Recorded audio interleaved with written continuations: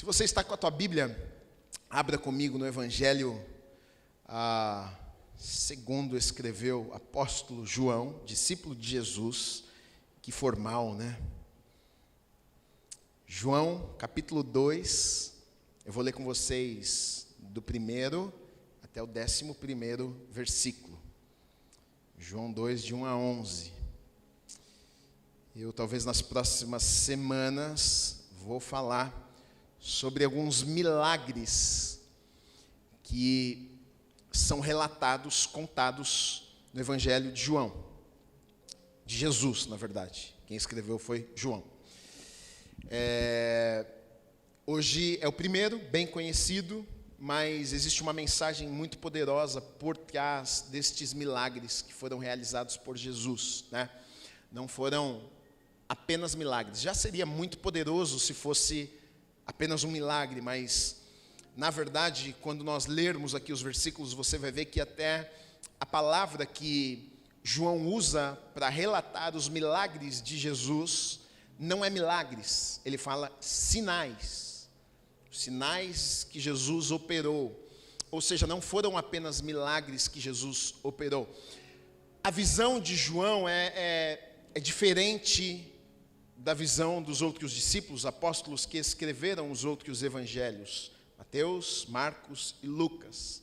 Se você não sabe, estes 3 evangelhos são chamados de sinóticos. Eles são muito parecidos, têm similaridades. Algumas parábolas são contadas em mais de um evangelho, diferente de João. Você não vai encontrar parábolas, a visão, o olhar da história de Jesus, aos olhos de João é diferente. João foi aquele que Jesus amava, aquele mais próximo de Jesus. Então, a visão de João sobre Jesus, sobre o ministério de Jesus, é um pouco diferente dos outros evangelhos, dos outros homens que andaram com Jesus também. João, ele tem um olhar mais não para aquilo apenas que Jesus fazia, mas a intenção de João era revelar Jesus. Quem é Jesus? Quem é esse homem que operou milagres? Quem foi esse homem que fez maravilhas, sinais? Quem era Jesus? A intenção de João em seu evangelho é mostrar que Jesus era o Messias, o Filho de Deus. Tudo que João, as coisas que João fala, os milagres, na verdade, por isso que ele chama de sinais, porque não termina no milagre, mas está apontando para alguma coisa, aquilo que está acontecendo. Por isso, sinal. Ele diz, olha, os sinais estão revelando por trás do milagre algumas outras coisas também. O que Jesus desejava, na verdade, quando ele operava um milagre, quando ele curava uma pessoa, quando ele tocava um cego, não era apenas curar aquela pessoa, mas através daquela cura, ele queria revelar quem ele era. Houve milagres, Jesus fez coisas que nenhuma outra pessoa naquele tempo talvez poderia fazer. Porque naquele tempo tinham muitos adivinhos e pessoas adivinhavam coisas e até faziam alguns milagres, enfermos, alguns eram até curados. E Jesus, ele vem fazendo algumas coisas que, para provar para as pessoas, ei, eu não sou apenas um profeta, eu sou o Filho de Deus, aquele que para ele não existe impossibilidade, não existe impossíveis para Deus. E João, ele vai mostrar esse lado de Jesus, não como um grande homem de Deus na terra, mas Jesus, o Messias, o Filho de Deus. Então é com esse olhar que nós devemos olhar e prestar atenção nas palavras de João. João 2, de 1 a 11, diz assim: 3 dias depois, houve um casamento em Caná da Galileia, e a mãe de Jesus estava ali. Jesus também foi convidado com os seus discípulos para o casamento. Tendo acabado o vinho, a mãe de Jesus lhe disse, eles não têm mais vinho. Mas Jesus respondeu, por que a senhora está me dizendo isso? Ainda não é chegada a minha hora. Então ela falou aos serventes, façam tudo o que ele disser. Estavam ali 6 potes de pedra que os judeus usavam para as purificações, e em cada uma cabiam cerca de 100 litros, grandes potes. Jesus lhes disse, encham de água estes potes. E eles os encheram totalmente. Então lhes disse, agora tirem um pouco e levem ao responsável pela festa. E eles o fizeram.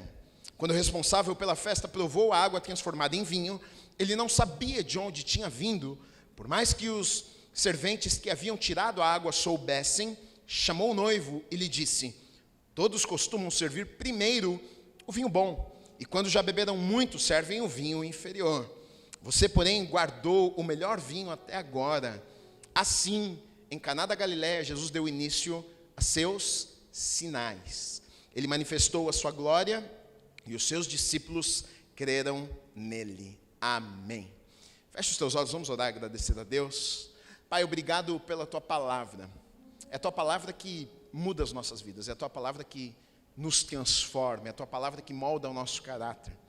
Nós viemos nesta noite aqui para realmente ouvirmos a tua voz, para realmente sermos tocados pelo Senhor. Que não seja, Deus, para ninguém neste lugar, que não seja apenas um encontro, uma reunião religiosa, mas que seja uma noite transformadora, porque o Senhor está neste lugar, a tua presença está neste lugar. Nós viemos aqui sedentos, com fome por mais de ti, queremos aprender mais do Senhor, queremos receber revelação da tua palavra. Nos ensina nesta noite, Deus, nos inspira, traga instrução para as nossas vidas nesta noite, Deus. Nós abrimos os nossos corações para recebermos tudo aquilo que o Senhor tem preparado para nós, Deus. Usa a minha vida, Pai, mais uma vez, como boca, como profeta do Senhor, nesta noite, neste lugar. Nós oramos e te agradecemos em nome do Senhor Jesus Cristo. Amém e amém. Você pode aplaudir o Senhor Jesus?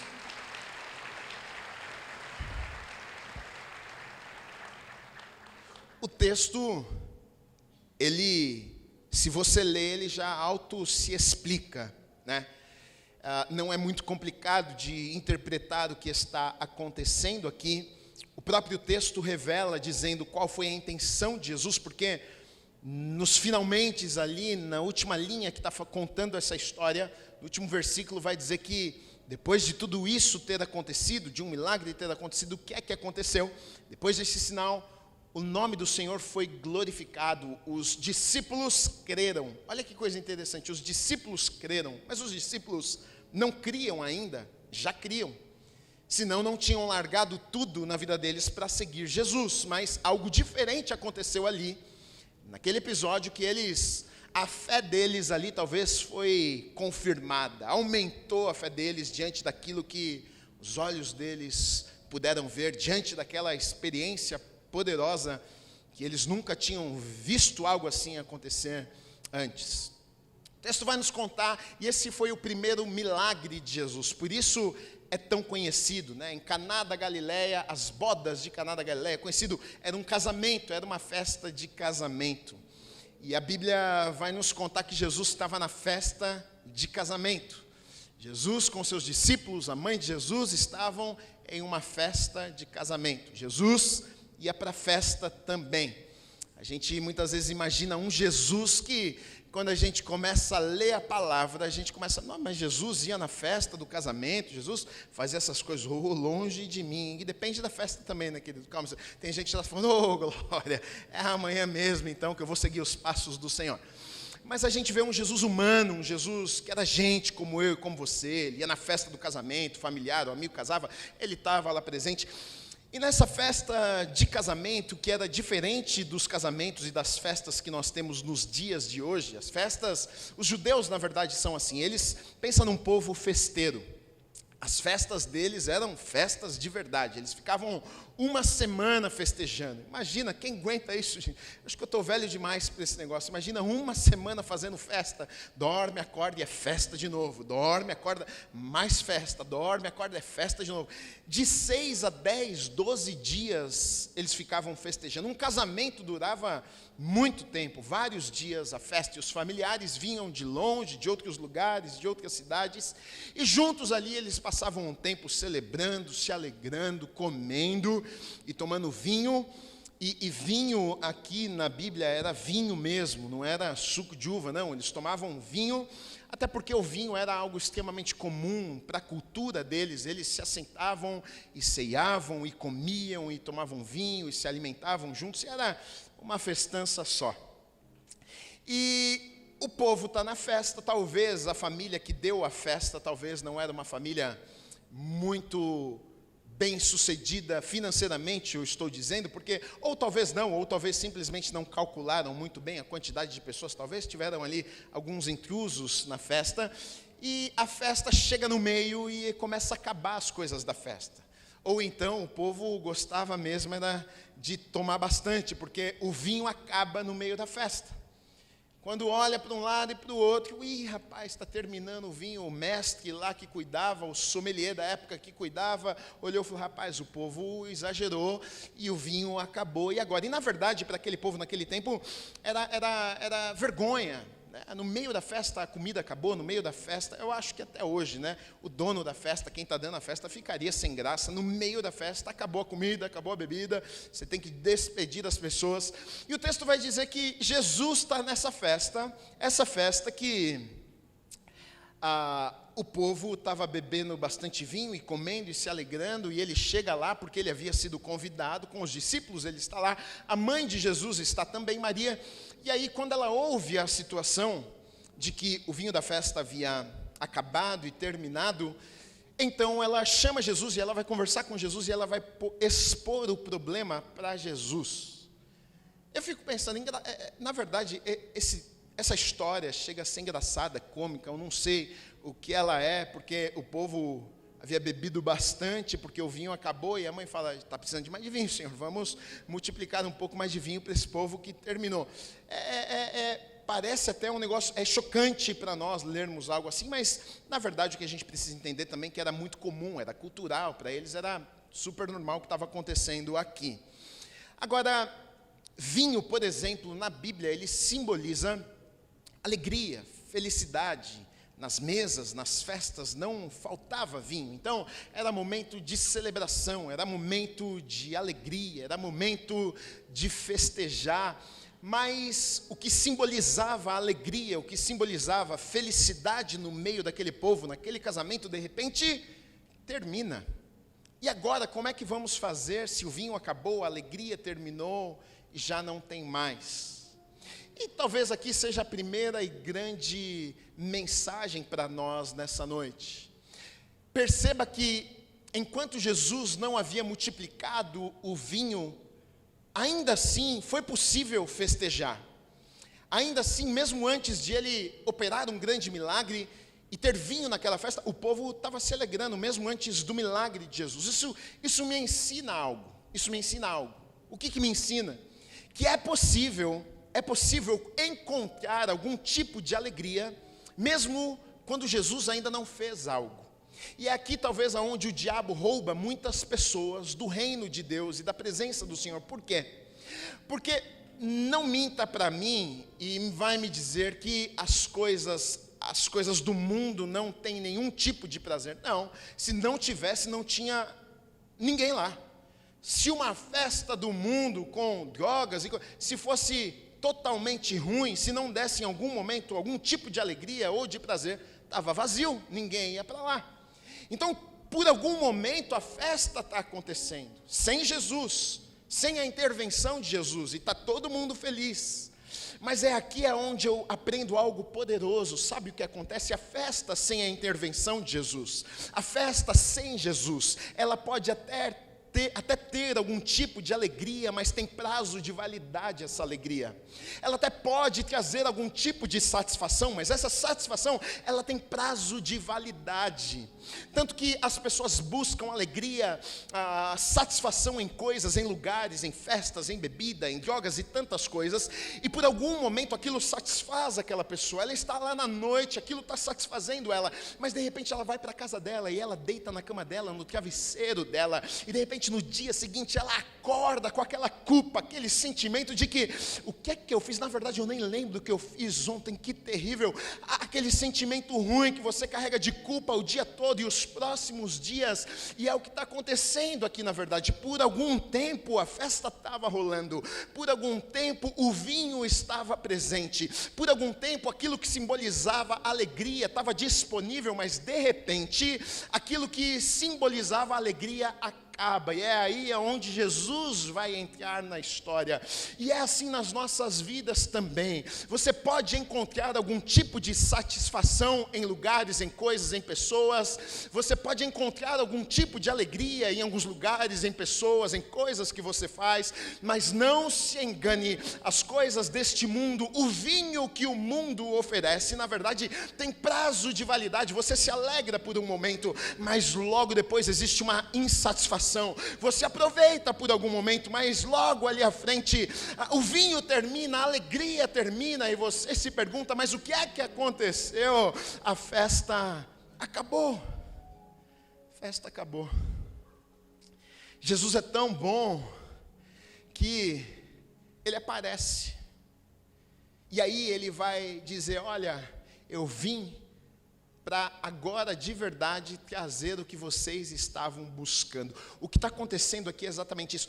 Nós temos que olhar nas entrelinhas, não é simplesmente a transformação de uma água para um vinho, mas é a mensagem que Jesus estava passando ali para aquelas pessoas e para nós também.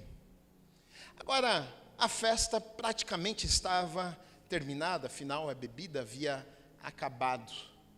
Me chama a atenção e me ensina muito algumas coisas aqui, porque o que deveria se fazer, já que o vinho e a festa está chegando ao fim? Talvez o mais óbvio e lógico seria, ou se a família tivesse condições, vamos comprar mais vinho. Ou eles pensariam numa forma prática de resolver aquele problema, vamos resolver o problema. E aí, tem alguma opção, tem alguma venda por perto, tem estoque ainda de vinho, como é que a gente vai resolver esse problema? E na verdade, é o que acontece nas nossas vidas muitas vezes. A festa termina, a alegria acaba e a gente fica buscando, tentando encontrar soluções humanas para mais uma vez nos alegrarmos. Soluções humanas para mais uma vez nos sentirmos satisfeitos. É o que acontece quando as pessoas colocam sua alegria, sua satisfação, por exemplo, em coisas. Aí ela vai lá e ela pensa, se eu tiver aquilo, eu vou ser feliz. Ela vai, ela conquista, ela consegue, ela tem aquilo, e ela fica feliz por 1 dia, 5 dias, 10 dias, mas daqui a pouco, já novamente aquela insatisfação aparece. Por quê? Porque as coisas não conseguem preencher o vazio do nosso coração, então de repente aquilo já não satisfaz mais, a alegria se foi e acabou, e então agora ela precisa de algo a mais, agora ela precisa conquistar algo novo, agora ela precisa de um novo desafio.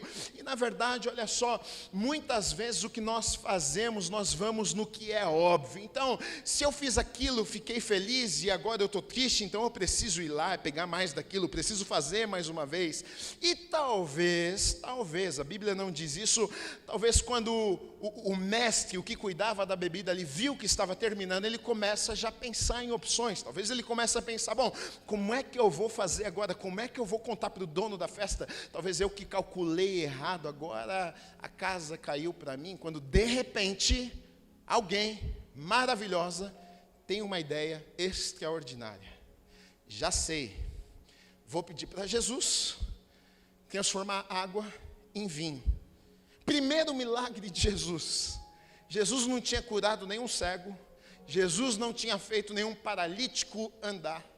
E o primeiro milagre de Jesus, a mãe de Jesus tem a extraordinária ideia de dizer, Jesus, estamos precisando de um milagre. Esse milagre, mãezinha, é espiritual? Não, é fazer água em vinho mesmo para a festa continuar. Eu leio a Bíblia, eu rio, choro. Eu penso, não é possível, Deus, a mente de Deus, a gente muitas vezes não consegue mesmo compreender. Mas a mãe de Jesus me ensina algo poderoso aqui. Quem eu procuro quando o vinho acaba? Quem que eu procuro quando a alegria termina? Quem que eu busco quando já as coisas não podem mais me satisfazer? Na verdade, essa é a maneira que muitas pessoas chegam na igreja. É desse jeito que, não sei se a maioria, mas a grande parte das pessoas chegam desse jeito. Já tentaram ser felizes, mas não conseguiram. Já tentaram encontrar satisfação em coisas, prazeres, não conseguiram. Tiveram prazer, ficaram felizes, mas de repente acabou. E elas pensam, onde é que eu acho algo a mais? Onde é que eu consigo encontrar aquela alegria que me falta, aquela paz que me falta? E você sabe que isso é verdade. Se não fosse verdade, pessoas que tivessem muitos bens materiais e tivessem casas e barco, seriam as pessoas mais felizes do mundo. E você sabe muito bem que não é assim. Está cheio de milionário que suicida, que se taca do prédio. Uma vez, na Zona Norte ali, eu vi essa cena, era um flat ali, e a gente estava passando em frente, cheio o carro de polícia. Depois saiu a notícia, eu vi um grande empresário, na verdade morava num flat ali, porque ele havia separado, largado os filhos, a mulher e tudo, e saído de casa, e ele estava morando por um tempo no flat, um cara extremamente bem sucedido, e a gente passou ali em frente, o cara espatifado no chão, cheio de carro de polícia. Ou seja, não tem como. As pessoas acabam descobrindo que não existe satisfação, não existe alegria em lugares, em coisas, em pessoas que possa satisfazer o anseio, o vazio do nosso coração. Em algum momento termina, em algum momento acaba. É só questão de tempo. É só questão de tempo. E o que acontece é que é exatamente isso. Acabou, terminou. E aí então Jesus entra na cena, entra na história. E eu amo isso porque a mãe de Jesus pensa em Jesus e convida ele para entrar na história. Olha que poderoso. E na verdade aqui está o grande segredo. Aqui é o segredo talvez mais poderoso que a gente pode encontrar. É exatamente esse. Como é que fazemos para a festa na nossa vida não terminar? É simples. Convida Jesus. Chama Jesus para fazer parte dessa festa. Chama Jesus para fazer aquilo que só Ele pode fazer.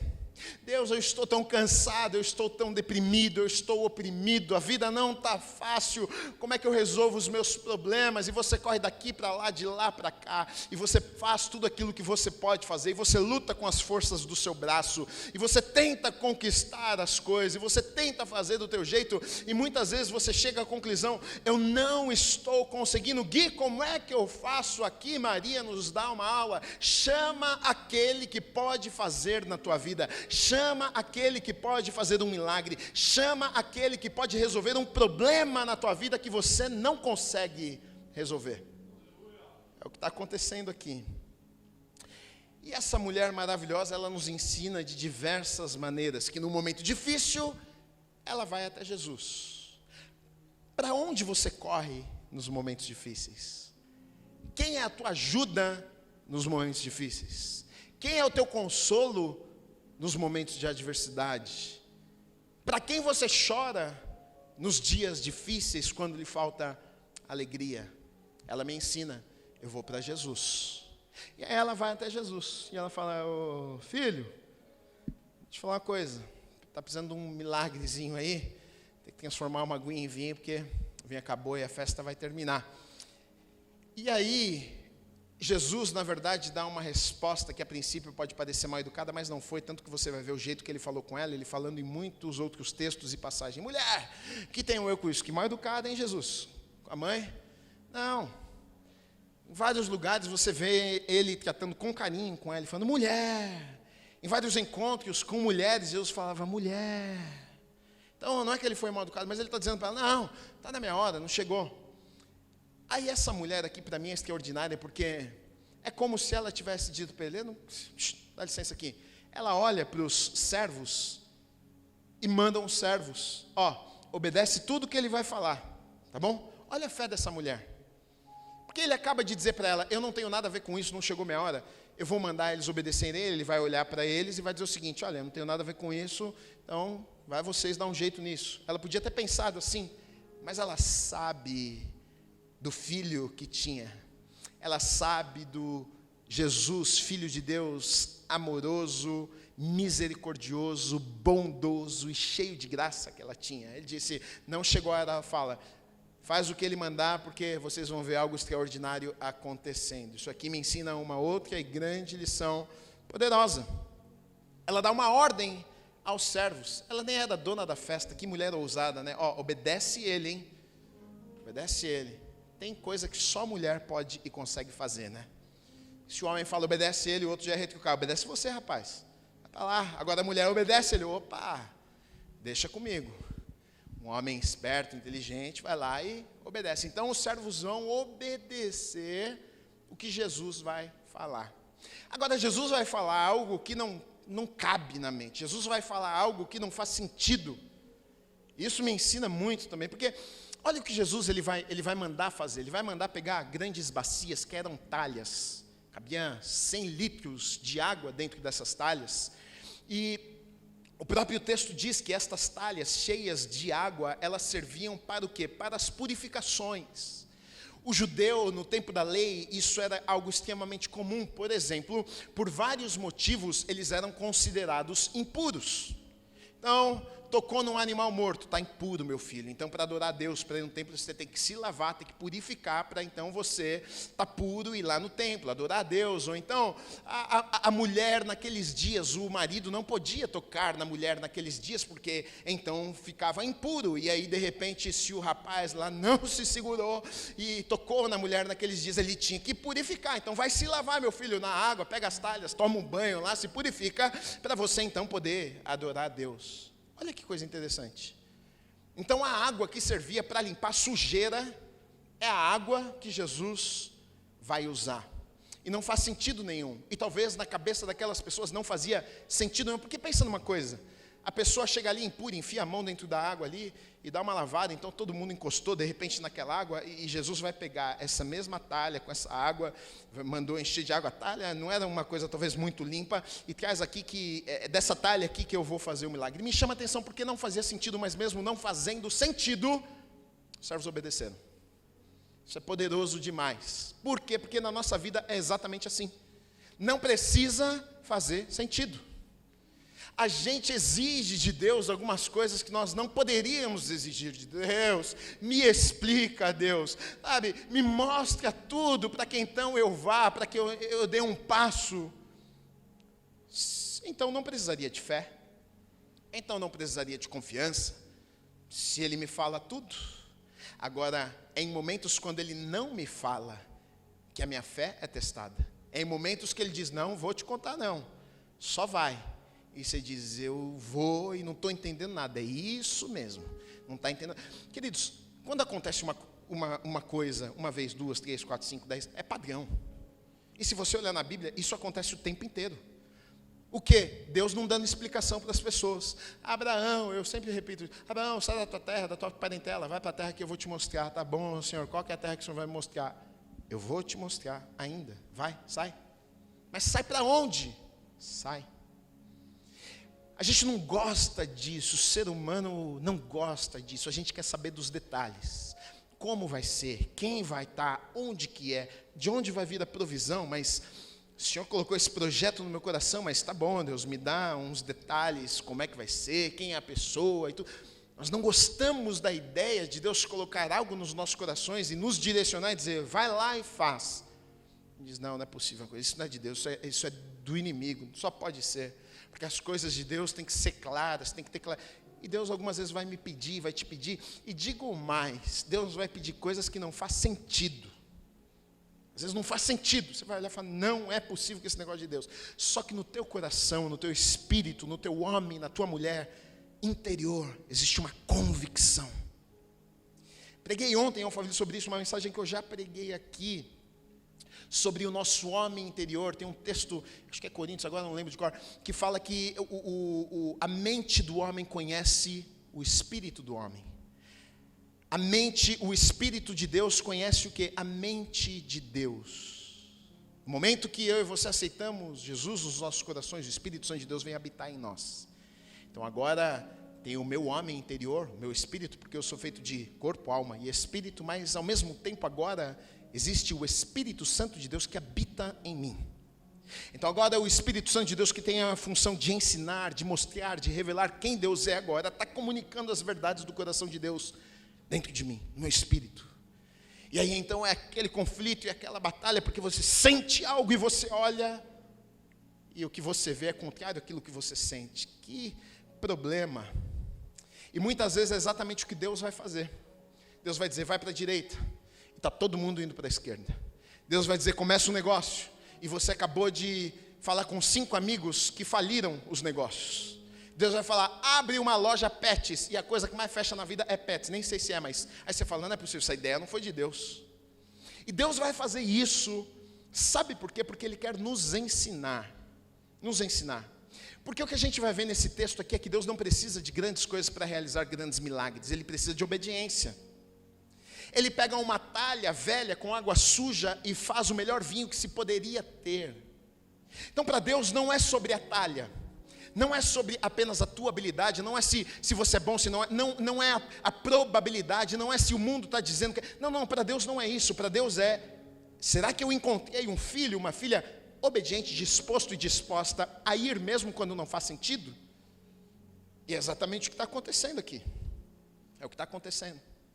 Aqueles homens, servos, que talvez trabalhavam com isso e conheciam de vinho e de como trazia e tudo, eles olham talvez e pensam, mas não faz sentido. Nós estamos precisando de vinho, essa mulher manda a gente pegar a talha. Será que essa mulher sabe para que serve a talha? Que é para purificar e não tem nada a ver com bebida? Mas, por algum motivo, não sei qual foi, aqueles homens decidiram, porque obediência é decisão, não tem a ver com sentimento. Estou sentindo. Se você sentir, se você não sentir, o meu dever e o teu é obedecer do mesmo jeito.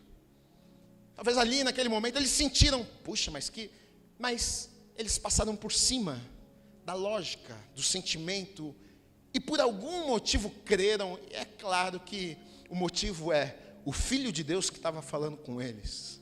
Talvez ao ouvir a voz de Jesus, a unção daquele homem, eles falaram, algo diferente tem na vida desse rapaz aí, hein? Ele pediu, é melhor fazer o que ele pediu, porque eu não sei o que é, mas esse rapaz aí tem um negócio, ele fala, o nosso coração estremece. Talvez eles foram, isso aqui é minha cabeça, tá? Isso aqui é a versão do Gui da Bíblia, porque eu leio a Bíblia e fico pensando, o que os caras estavam pensando? Talvez eles no caminho buscando a Natália, um olhou para ele e falou assim, você sentiu a mesma coisa que eu? Rapaz, não sei, me tremeu do dedinho até a cabeça quando o homem falou. Eu também, rapaz, não faz sentido, mas não sei, um negócio diferente, vou lá fazer. Não sei. Fizeram. Pegaram as talhas, levaram as talhas com águas para Jesus. Olha que coisa interessante. Eu acho que a gente que estraga, não tenho certeza, o que Deus fez, né? A Bíblia, na verdade, ela é tão profunda, mas tão simples. Os homens trazem as talhas para Jesus e você não vê Jesus dizendo, façamos uma roda nas talhas. Cantaremos 4 hinos agora. E logo após, oraremos 45 minutos. Clamaremos ao céu. Para quem? Não. Jesus trouxe a talha? Trouxe, gente. Bom, hein? Chama o sommelier. Não fez nem oração. Que incrédulo, hein? Que carnal esse homem. Nem orou. Nem pediu para o céu fazer alguma coisa.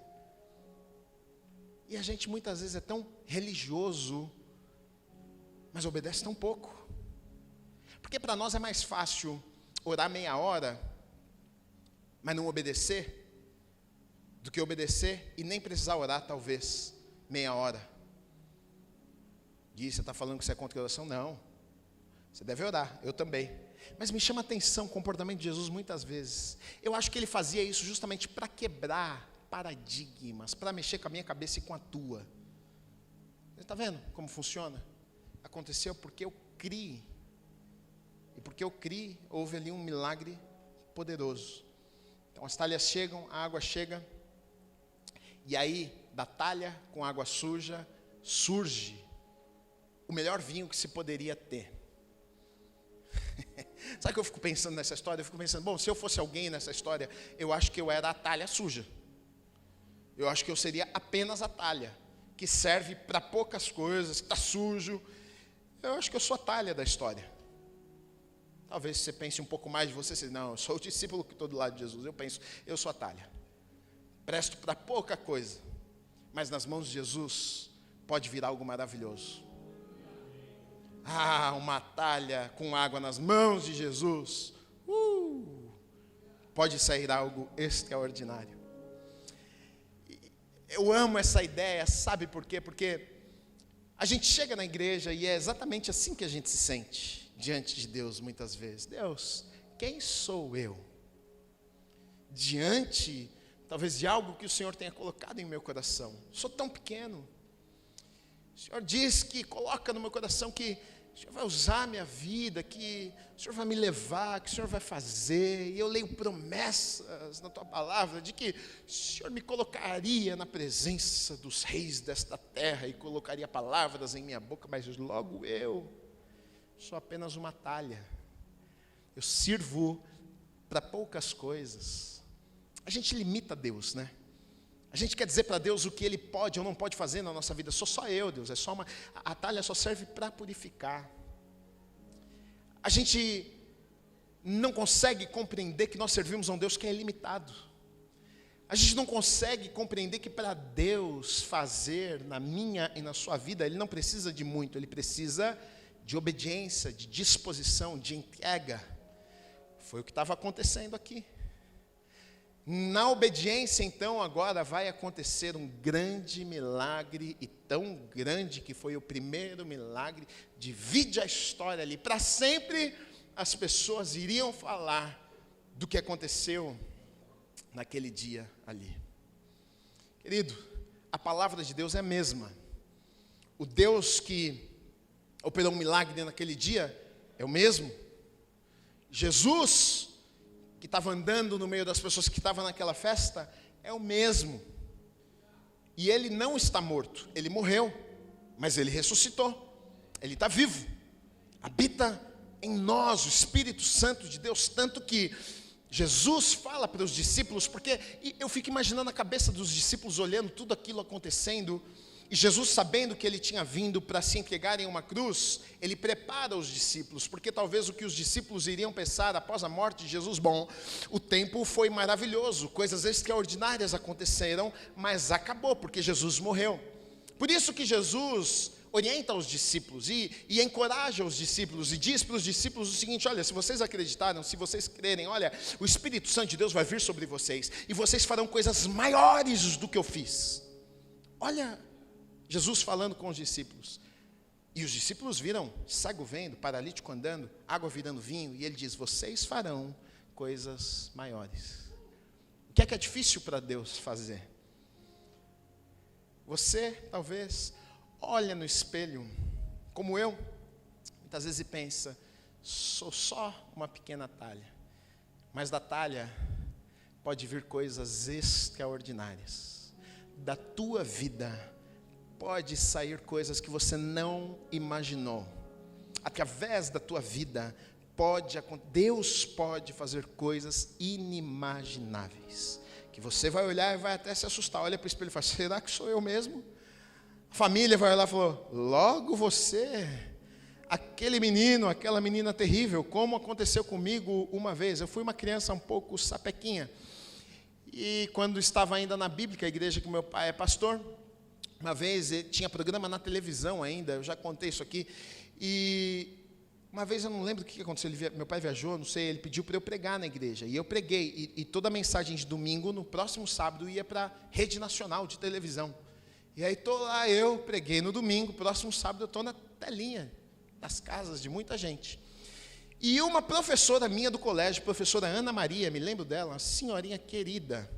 Eu aprontava, mas eu abraçava ela, beijava, falava: você é minha professora maravilhosa, preferida.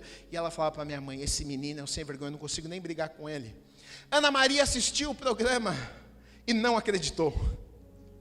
Falou: não é possível, eu acho que é ele, mas não pode ser. Pegou o telefone da igreja, ligou para a igreja e falou com a pessoa que trabalhava lá: olha, eu vi aqui na televisão pregando um garoto, eu só queria saber se esse garoto que estava pregando aqui na televisão, o nome dele é Guilherme Rebustini. E aí, acho que foi o Sandro que atendeu o telefone e falou: é ele mesmo.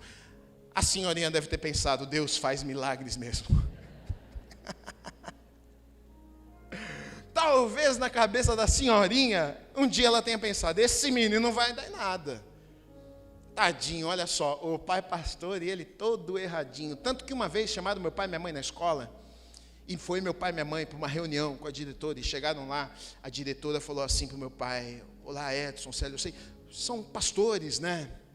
Ela falou: sim, somos pastores. Foi então, sabe que a gente, assim, desculpa, né, falar isso, mas não sei, a gente acha que seria bom, já que vocês são pastores, vocês benzerem o filho de vocês. acho que eu era meio sapeca. O que Deus pode fazer? E aí algumas pessoas olham, e eu sei a sensação de estar sentado numa cadeira e olhando, às vezes, a sensação que você tem da pessoa que está aqui em cima. Uau, é um grande homem de Deus. Olha, é diferente do que eu sou. Não, somos todos iguais. Uma talha que, quando nos colocamos nas mãos de Deus, Ele pode fazer aquilo que a gente nunca imaginou. Ele pode usar a nossa vida para abençoar a vida de outras pessoas e fazer milagres extraordinários, de tal maneira que uma senhorinha vai olhar e dizer assim: Deus existe, Deus é poderoso. Se Ele fez na minha, por que Ele não vai fazer na sua? Se Ele está fazendo na minha, se Ele fez na vida, esse milagre acontece, por que não pode acontecer nas nossas vidas também? Agora, olha só.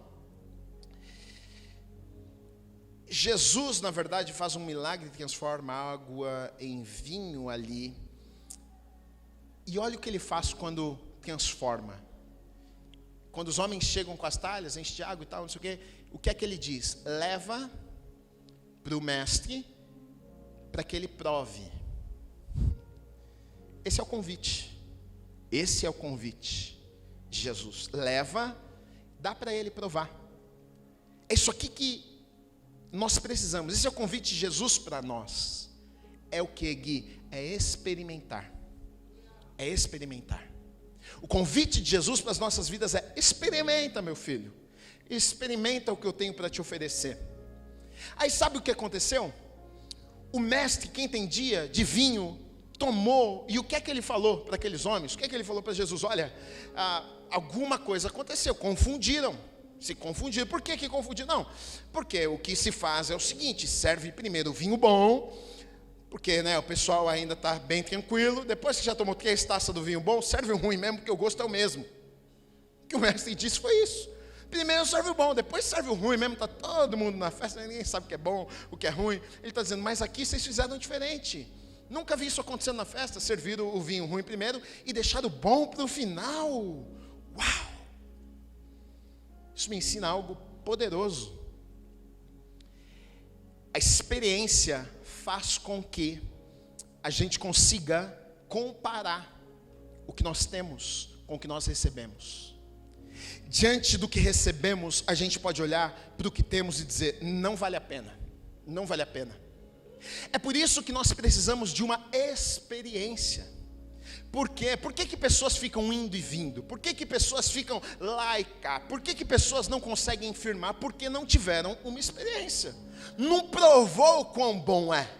Porque quando prova o quão bom é, você olha para o outro vinho e diz assim: não, é até gostosinho, mas o que eu tenho aqui é melhor. Que é isso? Olha que sabor, olha esse cheiro desse vinho, isso é bom demais, gente. Você fala: aquele ali deixa para lá. É isso que acontece. É por isso que tem gente que olha para crente e fala assim: esse crente é doido. Não, é porque você experimentou algo que é muito melhor. É muito melhor, é muito melhor, é muito melhor. O convite de Jesus para nós não é: tenham uma religião. O convite de Jesus para a igreja não é: olha, estou aqui a tua lista, para de fazer o que você fazia. Não, o convite de Jesus para a igreja é: eu estou disponível, pode experimentar, experimenta. Eu estou aqui, experimenta o que é ser cheio com o Espírito Santo, experimenta o que é encontrar satisfação na minha presença, experimenta o que é se sentir amado, sem precisar contar com o favor, com o abraço de outras pessoas. Experimenta o que é deitar na tua cama à noite, como na Bíblia vai dizer, o salmista diz: olha, em paz eu deito e logo durmo. Experimenta isso, meu filho, experimenta mesmo no meio da tempestade, de deitar na tua cama e apagar e dormir que nem uma pedra, mesmo cheio de problema. Experimenta isso, porque depois que você experimentar, não tem remédio no mundo que vai conseguir te conquistar, não tem droga no mundo que vai conseguir te conquistar, não tem prazer no mundo que vai conseguir te conquistar. Experimenta e você não volta atrás.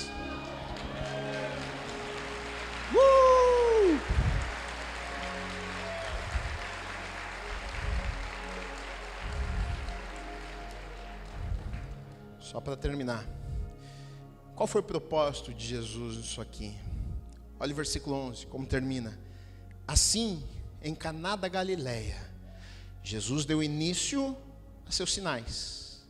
Ele manifestou a sua glória, e os seus discípulos creram nele. Qual foi o propósito de tudo isso? Jesus revelar quem ele era.